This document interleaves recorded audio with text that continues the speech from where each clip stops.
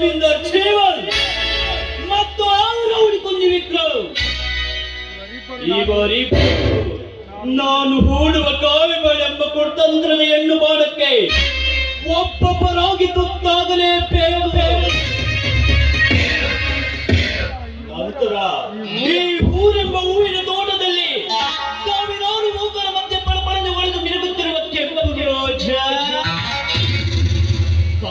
ಜಮೀನ್ದಾರ್ ಜೀವನನ ತಂಗಿ ಪೂಜಾ. ಏನವಳ ಸೌಂದರ್ಯ, ಏನವಳ ಮಾತಿನ ಮಾಧುರ್ಯ. ಒಮ್ಮೆ ನೋಡಿದರೆ ಮತ್ತೊಮ್ಮೆ ನೋಡಿದರೆ ಮಗದಮ್ಮೆ ಎನ್ನುವ ಅವಳ ಮುದ್ದು ಮುಖದ ಬಾಲೆಯ ಸೌಂದರ್ಯವತಿಯನ್ನು ನೋಡುತ್ತಿದ್ದರೆ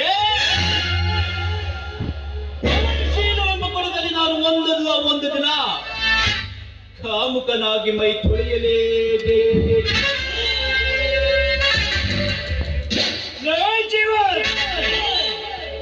ಈ ನಾಟಕದಲ್ಲಿ ನಿನಗೆ ಬಿಡುತ್ತಿರುವ ಮೊದಲನೇ ಅಸ್ತ್ರ ಕಾವ್ಯವೆಂಬ ಹೆಣ್ಣ ಅಸ್ತ್ರ. ಅಸ್ತ್ರಕ್ಕೆ ಬಲಿಯಾದ ನಂತರ